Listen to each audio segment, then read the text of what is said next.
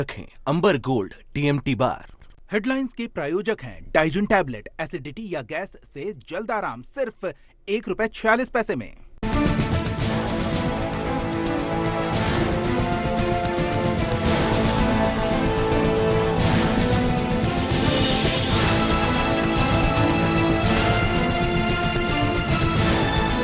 आप देख रहे हैं सुदर्शन न्यूज।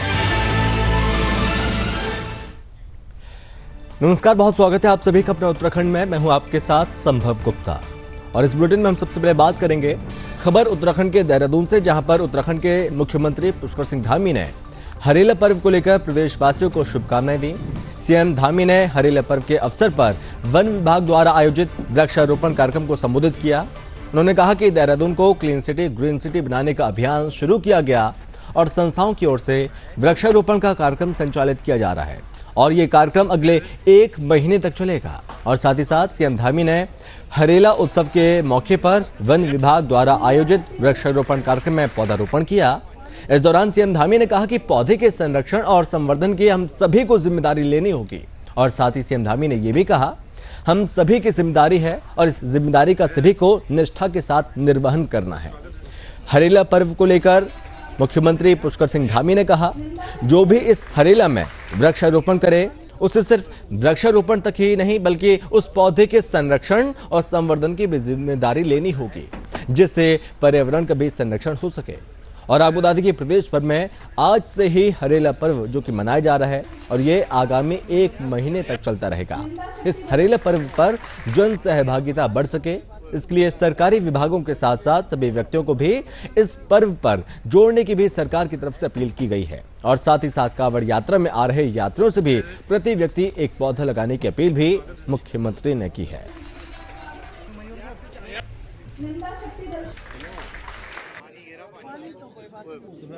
पौधारोपण का काम कर रहे हैं, वहीं हम लोगों ने प्रकृति संरक्षण के लिए, नदियों के पुनर्जीवन के लिए, जल संरक्षण के लिए पूरे माह ये अभियान चलेगा।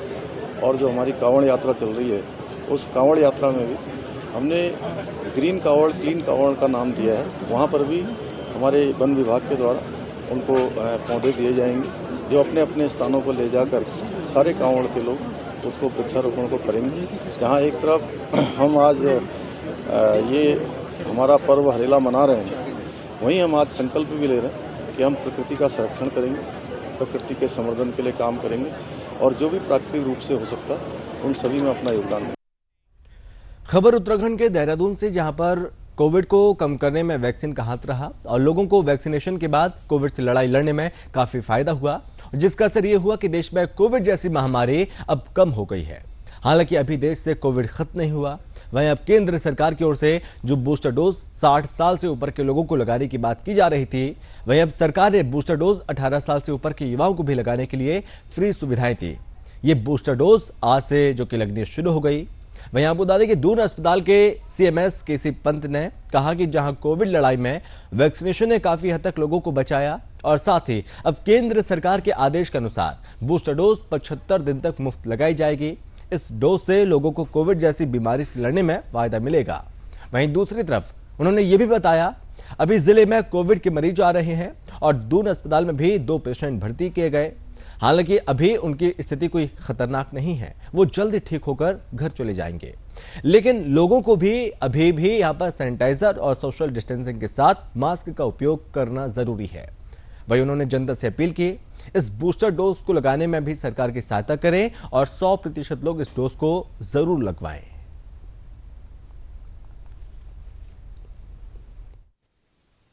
स्टेट में और सबसे ज़्यादा हमारे ज़िले में सबसे ज़्यादा केस आ रहे हैं और हमारे वहाँ भी अभी वर्तमान में 2 केसेस एडमिटेड हैं। लेकिन अच्छी बात यह है कि वो सेटल्ड हैं, कोई कॉम्प्लिकेटेड नहीं है और इसकी वजह यह है कि वैक्सीनेटेड थे वो। तो इसका मतलब ये हुआ कि जो वैक्सीनेशन है उसका बहुत बड़ा रोल है। और अभी आज से जो आपने प्रश्न पूछा कि 16 आज की तारीख से अबव 18 वालों को बूस्टर डोज निःशुल्क लगाने के माननीय प्रधानमंत्री जी के आदेशानुसार ये शुरू हो गया, हमारे प्रदेश में भी शुरू हो गया। तो हम आपके माध्यम से सबसे ये अपील करना चाहते हैं, विशेष रूप से जो यूथ है हमारा अबव 18 वाला, वो अपनी बूस्टर डोज तुरंत लगाना शुरू कर दे नियमानुसार। और 75 डेज तक ये प्रोग्राम चलेगा और उसमें 99% सब लोग कवर हो जाएंगे। तो इसकी वजह से क्या है कि जो केसेज अगर होते भी हैं किसी को कोरोना के, तो उनके सिम्टम्स बहुत कम होंगे, माइल्ड टाइप के होंगे और वो ट्रीटेबल होंगे, पेशेंट कंट्रोल हो जाएगा। उत्तराखंड के सरकारी स्कूलों में पढ़ रहे बच्चों के लिए प्रदेश सरकार ने बड़ी पहल की है और आबू धाबी की देहरादून के छोटे बच्चों को पौष्टिक आहार देने की कवायद जो कि शुरू की गई। उत्तराखंड के मुख्यमंत्री पुष्कर सिंह धामी ने देहरादून के सुद्धवाला में उत्तराखंड के सबसे बड़े मेगा किचन अक्षय पात्र का उद्घाटन किया। इस किचन के जरिए 35,000 स्कूली बच्चों को प्रतिदिन दोपहर का भोजन उपलब्ध करवाया जा सकेगा और बच्चों को पौष्टिक आहार उपलब्ध करवाने के साथ ही आपदा राहत में भी ये किचन उपयोगी साबित होगी। अक्षय पात्र फाउंडेशन के साथ शिक्षा विभाग ने इसकी शुरुआत की। हंस फाउंडेशन की वित्तीय मदद से मेगा किचन की स्थापना संभव हो पाई। इस प्रोजेक्ट का शिलान्यास फरवरी 2018 में हुआ था और कोविड संक्रमण समेत तमाम कारणों से इसके निर्माण में देरी हुई। मुख्यमंत्री धामी ने प्रोजेक्ट की बहुउपयोगिता को देखते हुए इसके निर्माण में तेजी लाने के निर्देश दिए थे। उसके बाद शिक्षा महानिदेशक बंशीधर तिवारी के दिशा निर्देशन में इसको पूरा किया गया। अक्षय पात्र की ये किचन बेहद आधुनिक है। इसमें मशीनों के जरिए रोटी, सब्जी, दाल, चावल तैयार होगा। एक बार में करीब 1 क्विंटल आटा गूंथने की मशीन और चपाती मशीन से 20,000 रोटियां बनाई जा सकेंगी और साथ ही एक बार में 1200 लीटर दाल और कुकर में 100 किलो चावल बन सकेगा। हमारे देश के प्रधानमंत्री जी का जो पौष्टिक मिशन है, पौष्टिक मिशन पोषण जो हमारे बच्चों को मिले, उसमें जो आज यहाँ पर अक्षय पात्र फाउंडेशन द्वारा अक्षय पात्र की स्थापना की है, उसमें हमारे हंस फाउंडेशन ने और हमारे शिक्षा विभाग ने सभी लोगों ने मिलकर काम किया है। ये निश्चित रूप से हमारे बच्चों के जीवन में, उनके शारीरिक विकास में, उनके पोषण में एक मील का पत्थर साबित होगा और इस योजना के यहाँ से संचालित होने से पहले चरण में 20,000 बच्चों को सीधे सीधे यहाँ से भोजन उपलब्ध करवाया जाएगा और आने वाले समय में ये 35,000 से भी अधिक बच्चों के लिए यहाँ से भोजन की व्यवस्था होगी। मध्याह्न भोजन यहाँ से मिलेगा।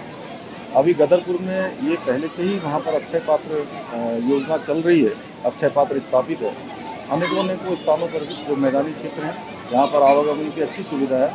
हमारी प्राथमिकता है कि हम उन सभी जगह पर अक्षय पात्र की स्थापना करें, जिससे कि जो है हमारे सभी बच्चों को मध्याह्न भोजन।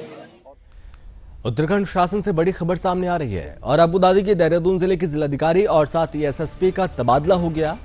देहरादून जिलाधिकारी डॉक्टर आर राजेश कुमार पद से हटाए गए। अपर सचिव सोनिका को देहरादून जिलाधिकारी की अतिरिक्त जिम्मेदारी सौंपी गई है और देहरादून के एसएसपी जन्मेजय खंडूरी को एसएसपी से हटाकर पुलिस उप महानिरीक्षक पीएसी की जिम्मेदारी दी गई है। दिलीप सिंह कुंवर को देहरादून का एसएसपी बनाया गया और उत्तराखंड शासन ने आदेश जारी करते हुए इस बात की जानकारी दी।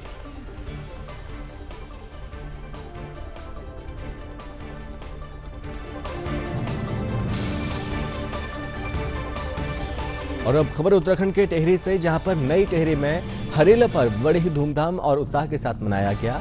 जगह जगह वृक्षारोपण कार्यक्रम आयोजित किए गए, पौधे लगाए गए और साथ ही साथ पर्यावरण संरक्षण और प्रकृति के प्रति प्रेम का संदेश दिया गया। इसी कड़ी में हरेला पर्व के अवसर पर जिला मुख्यालय स्थित पिकनिक स्थल नई टेहरी में भी वन विभाग के तत्वाधान में वृक्ष लगाए और बचाएं कार्यक्रम का आयोजन किया गया। इस मौके पर क्षेत्रीय विधायक किशोर उपाध्याय, जिलाधिकारी टेहरी गढ़वाल डॉक्टर सौरभ गहरवार, जिला स्तरीय अधिकारी और जनप्रतिनिधियों द्वारा प्रतिभाग किया गया और साथ ही विभिन्न प्रजाति के फलदार, औषधि और 4 पत्ती वाले पौधे लगाए गए। क्षेत्रीय विधायक की तरफ से बुरांश का पौधा, जिलाधिकारी और सीडीओ की तरफ से तिमला का पौधा जो कि रोपित किया गया।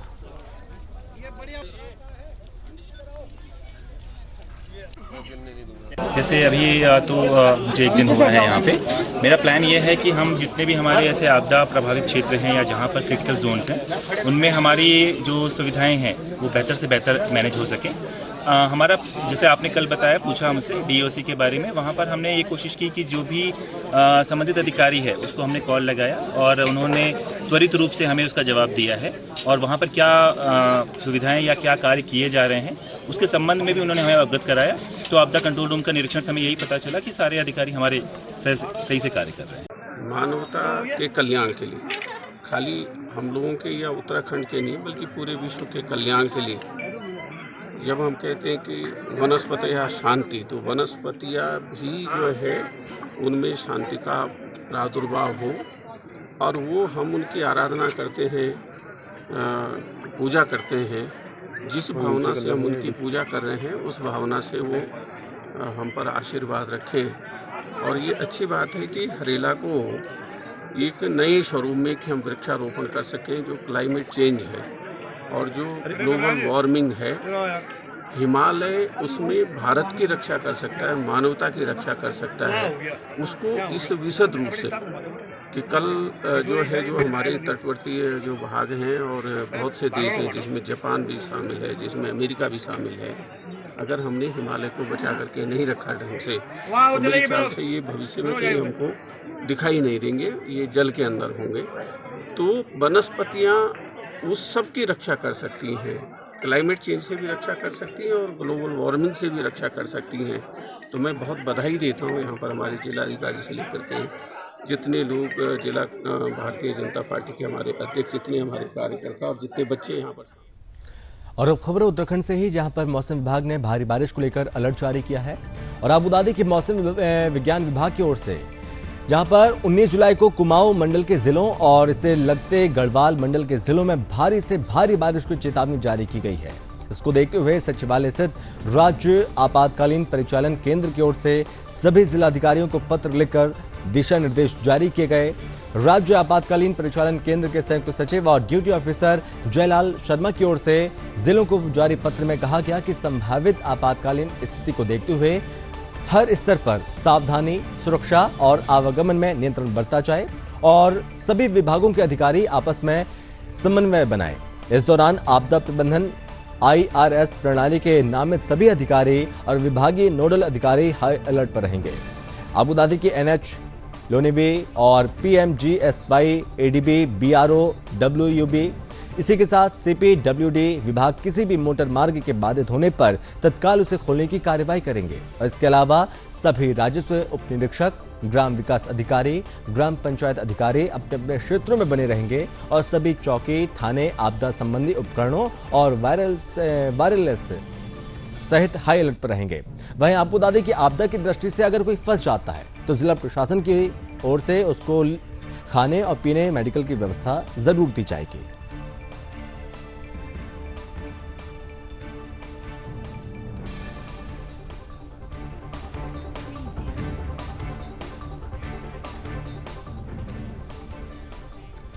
सावन महीने के शुरू होते ही कांवड़ यात्रा का शुभारंभ हो जाता है। देश के कोने कोने से शिव भक्त कांवड़ लेकर धर्मनगरी हरिद्वार पहुंचते हैं। यहां से गंगा जल लेकर वो अपने गंतव्य की तरफ निकल पड़ते हैं और इसको लेकर प्रशासन अलग अलग तरीके से तैयारियां करता है जिससे कि ये कांवड़ मेला सकुशल संपन्न हो सके। और आबू धाबी की बीते 2 साल से कोविड के चलते कांवड़ मेला जो कि स्थगित कर दिया गया था, वहीं 2 साल के बाद इस कांवड़ मेले की जो कि शुरुआत हुई है। और ऐसे में कयास लगाए जा रहे कि इस बार काफी संख्या में शिव भक्तों की धर्मनगरी आने की उम्मीद जताई जा रही है और जिससे सुरक्षा को लेकर पुलिस प्रशासन ने चाक चौबंद प्रबंध किए हैं और धर्मनगरी हरिद्वार के कोने कोने पर CCTV कैमरे से निगरानी की जा रही है। वहीं आबू धाबी के SSP हरिद्वार ने बताया, हमने 350 कैमरे अलग अलग जगहों पर लगा रखे हैं और इसका एक कंट्रोल रूम बनाया गया। कंट्रोल रूम से ट्रैफिक व्यवस्था को कंट्रोल करने के साथ साथ असामाजिक तत्वों पर निगरानी रखी जाती है। इन कैमरों के कंट्रोल रूम से ही हम अपने प्लान के चेंज करते रहते हैं।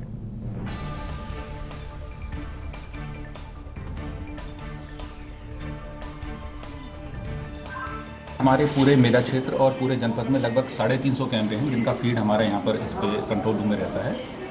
इन स्थानों पर क्या क्या गतिविधियाँ हो रही हैं इसकी यहाँ पर रिकॉर्डिंग की जाती है, जो हम काफ़ी लंबे समय तक इसको अपने पास रिकॉर्डिंग में रखते हैं। इन कैमरों का जो उद्देश्य है वो एक तरफ जो हमारा ट्रैफिक है, चाहे वो वाहनों का ट्रैफिक है या पैदल व्यक्तियों का ट्रैफिक है, इसको नियंत्रित करना, इसको एनालाइज करना और उस हिसाब से अपने प्लान्स बनाना और चेंज करना है।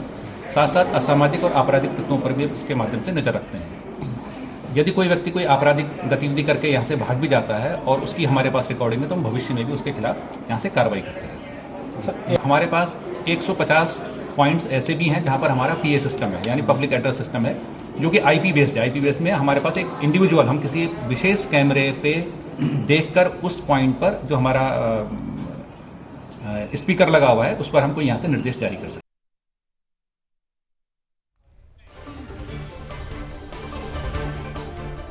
खबर उत्तराखंड से, जहां पर अवैध अतिक्रमण को लेकर पुलिस प्रशासन की लगातार कार्रवाई सामने आ रही है और इसी कड़ी में डीएम के निर्देश पर उत्तराखंड में स्थानीय प्रशासन का बुलडोजर गरजता रहा। इस दौरान पुलिस प्रशासन की तरफ से 30 जगह से अवैध अतिक्रमणों को हटाया गया और डीएम ने यहां के एसडीएम को अतिक्रमण चिन्हित कर अभियान चलाने के निर्देश दिए थे। और आपको बता दें कि प्रदेश में पुलिस प्रशासन की तरफ से अवैध अतिक्रमण को लेकर लगातार अभियान चलाया जा रहा है और ऐसे में एसडीएम नरेश चंद्र दुर्गापाल के नेतृत्व में सड़कों से अवैध अतिक्रमण ध्वस्त कर दिया गया। एसडीएम के नेतृत्व में राजस्व, लोनिवी, राष्ट्रीय राजमार्ग एवं नगर पालिका परिषद की संयुक्त टीम ने camel back road, spring road क्षेत्र में चिन्हित अवैध अतिक्रमण को ध्वस्त किया और टीम ने सड़क पर रखी सामग्री को भी हटाया। एसडीएम ने बताया कि शहर की सबसे महत्वपूर्ण सड़क कैमल बैक अवैध अतिक्रमण और अवैध कब्जों से सक्रिय हो गई थी, जिससे पर्यटक और स्थानीय लोगों को समस्या होती थी। इसके अलावा जाम की समस्या बनी रहती थी। यहाँ पर कई बड़े होटल भी बन गए मगर उनके पास पार्किंग की सुविधा नहीं है। बताया कि अभियान के दौरान कई लोगों ने अतिक्रमण खुद हटा लिया। बताया कि जिसने अपने अतिक्रमण नहीं हटाए उनके अतिक्रमण बुलडोजर से ढा दिए गए।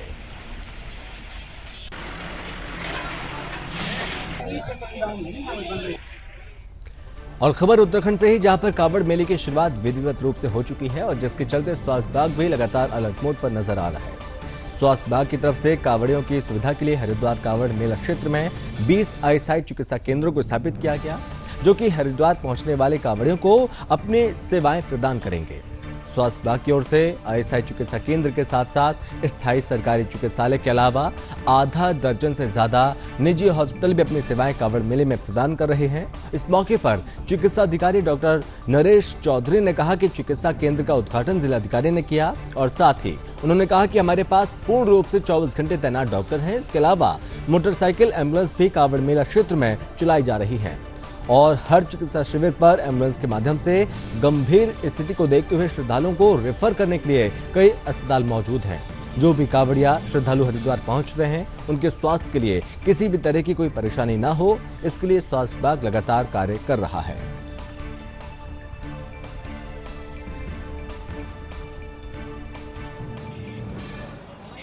ये 2 साल बाद कांवड़ मेला खुला है। कोरोना में कांवड़ मेला नहीं हुआ था। अपार भीड़ आनी है और अभी से भीड़ बढ़ गई है और इसी के लिए मेडिकल फैसिलिटीज तो हुई है। मुख्यमंत्री जी ने जो निर्देश दिए हैं जिलाधिकारी साहब के निर्देशन में, सीएमओ साहब के संयोजन में, ये हमने हर की पौड़ी के आसपास ही 10 तो अस्थायी चिकित्सालय बनाए हैं, जिसमें 24 आवर्स हमारा डॉक्टर, पैरामेडिकल स्टाफ, सारा स्टाफ रहेगा, साथ ही साथ एम्बुलेंस रहेंगी। और इस बार विशेषता ये भी की है, अगर किसी को कोई पागल कुत्ता या बंदर काट लेता है तो वो इंजेक्शन की सुविधा भी हमने इन डिस्पेंसरीज पे दी है। साथ ही साथ हम लोगों ने एंटी वेनम वो भी दिया है, अगर सांप कोई काट लेता है उसके लिए भी हम तुरंत हॉस्पिटल ले जाएंगे। तो ये सारी सुविधाएं स्पेशली दी गई है। साथ ही साथ अब की हम लोगों ने मोटरसाइकिल का भी इंतजाम कराया है डीएम साहब के निर्देशन में। जब कांवड़ की भीड़ बढ़ जाएगी और गाड़ियाँ निकलनी पानी मुश्किल हो जाएंगी तो मोटरसाइकिल पर हमारे लोग एक तरह से एम्बुलेंस का भी काम करेंगे। उसको बैठा के अगर कोई पेशेंट इस तरह की कैजुअलिटी है बैठ के जा सकता है तो उसको मोटरसाइकिल पे ले जाया जा सकता है। और मेडिसिन की आपूर्ति या हमारे स्टाफ की आपूर्ति के लिए भी हमने 2 व्हीलर्स का इंतजाम भी किया और एम्बुलेंस 24 आवर्स हमारी हर डिस्पेंसरी पे है। साथ ही साथ हम लोगों ने हाईवे पर भी इस तरह की एम्बुलेंस लगाई है।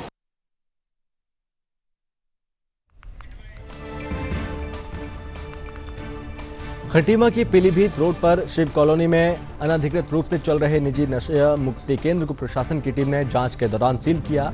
और आपको बता दें कि नशा मुक्ति केंद्र को केंद्र संचालक की तरफ से बिना क्लिनिकल एस्टेब्लिशमेंट एक्ट और बिना रजिस्ट्रेशन के संचालित किया जा रहा है और वर्तमान में नशा मुक्ति केंद्र में 44 मरीज उपचाराधीन थे। खटीमा प्रशासन की टीम ने नशा मुक्ति केंद्र को सील करने के बाद केंद्र में भर्ती सभी 44 मरीजों को अधिकृत केंद्र को भिजवा दिया।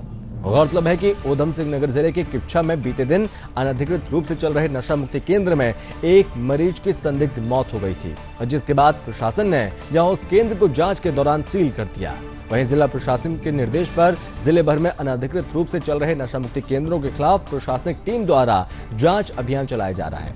इसी अभियान के तहत खटीमा के एसडीएम रविंद्र बिष्ट, तहसीलदार शुभांगिनी और खटीमा के चिकित्सक डॉक्टर वीपी सिंह की टीम ने नशा मुक्ति केंद्र का औचक निरीक्षण किया और केंद्र की जांच की।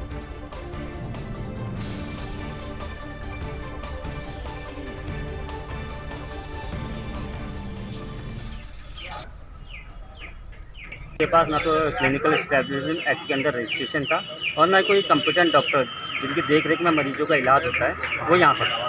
इसलिए इसको नियमित संचालित होने की दशा में हमने इसको सील कर दिया। फिलहाल हम ऊपर रिपोर्ट भेज रहे हैं, उसके जैसे भी निर्देश प्राप्त होंगे उस हिसाब से उनके खिलाफ कार्रवाई की जाएगी। यहाँ पर हम इनकी शिनाख्त कर रहे हैं और इनको हम शिक्षा में एक जो नशा मुक्ति केंद्र जो गैर तरीके से संचालित किया था वहाँ पर शिफ्ट करने की कार्रवाई की जाएगी। सर ने बताया कि डॉक्टर नहीं है, डॉक्टर जिसने दिखाया था हमने तो फिर बोले ये डॉक्टर मान्यता नहीं है, डॉक्टर साहब साथ में है हमारे थोड़ा। फिर उसमें जो है इन्हें नवचेतना नशा मुक्ति केंद्र में भेजा जा रहा है। अब सर हमें भी सुनने को मिला है जो जिस रजिस्ट्रेशन पे हम चला रहे थे उसी पे वो लोग भी चला रहे थे। और बाकी अंदर पेशेंट गए, साफ़ सफाई में, खाने पीने में कोई मारा पीटी नहीं है, यहाँ हर तरीके की अच्छी व्यवस्था थी। और बाकी यहाँ आस पड़ोस के भी थे, कभी इन लोगों ने कोई विवाद नहीं सुना। यहाँ से कॉन्टैक्ट किया, उन्होंने बताया कि मेरा रूम चेंज करवा के जाऊँ, मैं इनके साथ नहीं रह पाऊँगा। हमने फिर दूसरा रूम चेंज करवाया 15,000 रुपये वाला, और उसमें भी फिर उसका फ़ोन गया जो इसके साथ का छूट के गया, उसने हमारे घर पे फ़ोन किया गार्जियन लोगों को कि हमें जो कूलर वाला रूम खाली जब कोई घर का आदमी जाए उनका आता है तब दिखाते हैं ये स्टाफ वाला रूम, तो उसके बाद हमें एक में ही जो घुसेड़ दिया जाता है और जिंदा जाते हो तो मुझे वापस ले जाओ। हम आज और कल में इसे ले जाने वाले थे, तो अभी मुझे सूचना मिली तो मैं यहाँ पहुँचा हूँ, उन्हें लेने आ गया हूँ। ये तो खाली लूट मचा रखती है इन लोगों ने, ना इनके बाद कोई डर है ना कुछ है। जो हमारे साथ बैठते हैं खाने पीने वाले थे वो इनके डॉक्टर हैं अंदर। जो मैं अंदर गया उनसे मिलने तो मैंने पूछा आप कैसे हो भाई, कह रहे हम यहाँ के डॉक्टर हैं। मैंने कहा अच्छा भाई कहाँ से डिग्री लिया? मैंने कहा ये तो हमारा सर्जन है, आप डॉक्टर हो जिसे रखा जाए हमारा सर्जन है, इससे ज़्यादा नॉलेज इसको है। तो इस बात का ऊधम सिंह नगर जिला मुख्यालय पुलिस को नशा मुक्ति अभियान के तहत बड़ी कामयाबी हाथ लगी और आपको बता दें कि जिला मुख्यालय रुद्रपुर थाने पुलिस की टीम ने नशीली दवाओं की तस्करी करने वाले 2 आरोपियों को भारी मात्रा में नशीली दवाओं के साथ दबोच लिया। रुद्रपुर पुलिस ने आरोपियों के खिलाफ मुकदमा दर्ज किया और कार्रवाई शुरू कर दी। वहीं आपको बता दें कि एसएसपी मंजूनाथ टीसी ने मामले का खुलासा किया और कहा रुद्रपुर पुलिस ने रामपुर रोड पर चेकिंग अभियान चलाते हुए बाइक सवार 2 आरोपियों को उस वक्त दबोचा जब दोनों आरोपी नशीली दवाओं की खेप लेकर आए थे। और एसएसपी ने यह भी कहा तलाशी के दौरान पुलिस टीम ने आरोपियों के पास से 18,500 नशे की कैप्सूल और गोली बरामद की कब्जे में ले ली। वहीं पकड़े गए आरोपियों की पहचान रुद्रपुर के रमपुरा निवासी संदीप कुमार और कल्लू के रूप में हुई है। पुलिस की जांच में ये बात भी सामने आई, पकड़े गए दोनों आरोपी अयोध्या प्रसाद नाम के व्यक्ति के लिए काम करते हैं और उसी ने 34,000 रुपए नशे की गोलियां मंगाई थी। फिलहाल पुलिस ने आरोपियों को गिरफ्तार किया, जेल भेज दिया है।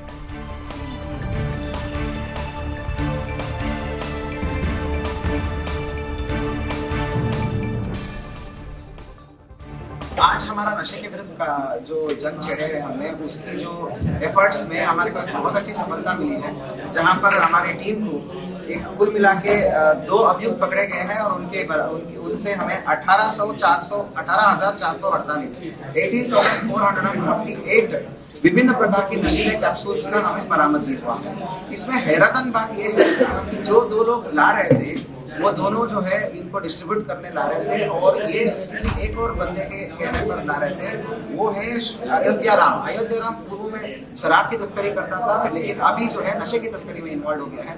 उसका कोई मेडिकल शॉप भी नहीं है, कुछ भी नहीं है, वो अपना हार्डवेयर का दुकान चलाता है, बिजली का सामान का। उसके थ्रू इतना हजारों की संख्या में कैप्सूल के वो गरीबों को और ऑटो रिक्शा और दिहाड़ी मजदूरों को ये बांटता है, नशे का कारोबार करता है।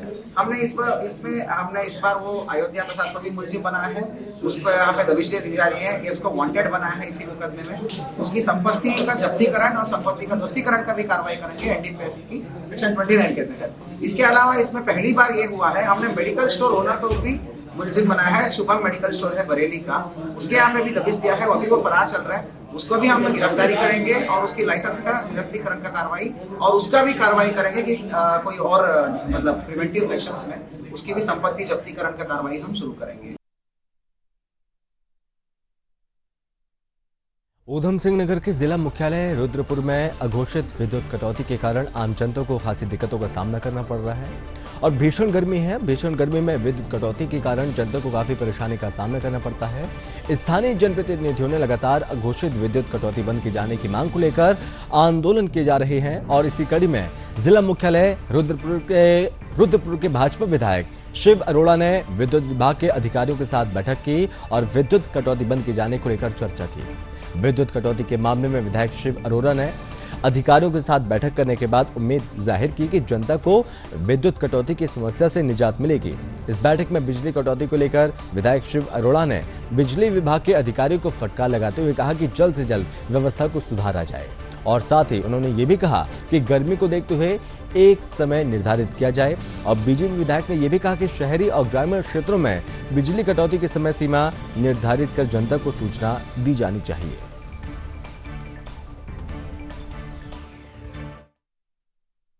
कि जो अघोषित विद्युत कटौती हो रही वो ना हो और अगर होती है तो उसकी जवाबदेही तय हो कि किसके नकारापन के कारण से, किसकी लापरवाही के कारण से हुई और उसका एक चार्ट बनाया जाए। चार्ट के आधार पर जितना उसका एसओपी का टाइम है उससे टाइम से ज़्यादा लगता है तो जवाबदेही तय करके उन अधिकारियों के खिलाफ कार्रवाई की जाए। आज विद्युत विभाग के वरिष्ठ अधिकारियों ने ये आश्वस्त किया है कि अपनी कार्यशैली में सुधार करेंगे। उन्हें स्पष्ट चेतावनी दे दी गई है कि 24/7 इस गर्मी के मौसम में उनके अधिकारी इन समस्याओं के समाधान के लिए लगे रहें।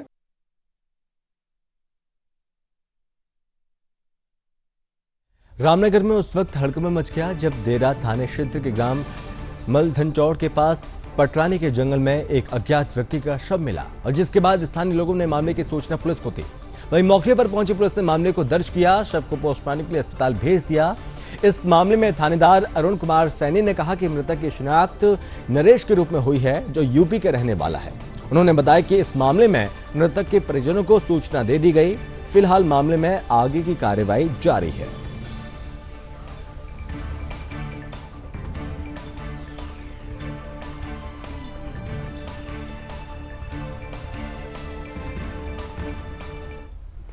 नरेश कुमार अफजलगढ़ निवासी की रूप में हुई है। एक मोटरसाइकिल उसके पास से बरामद हुई थी। शव को हमारे द्वारा सिविल सर्वे मोड़ कर पोस्टमार्टम हेतु भिजवा दिया है। उसके परिजन को सूचना दे दी है। पोस्टमार्टम की रिपोर्ट आने के बाद ही इसमें अग्रिम कार्रवाई की जाएगी।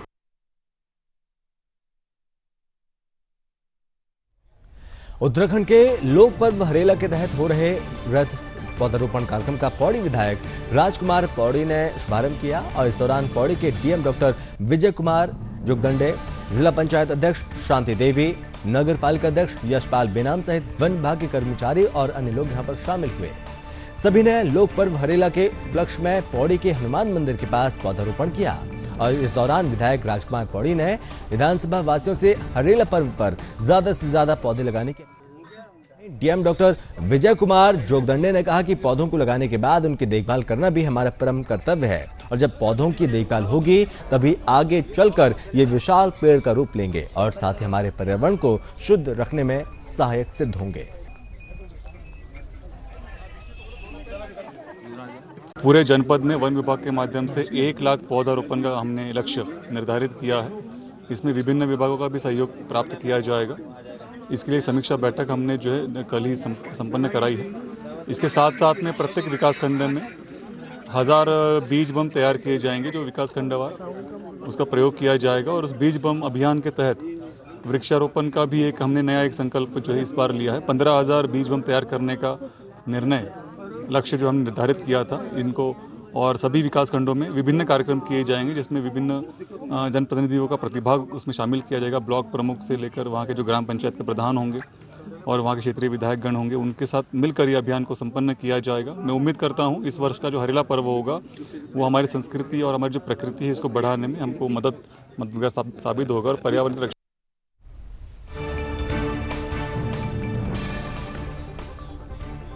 और इसी के साथ इस बुलेटिन में बस इतना ही। आप बने रहिए सुदर्शन न्यूज के साथ। जय हिंद।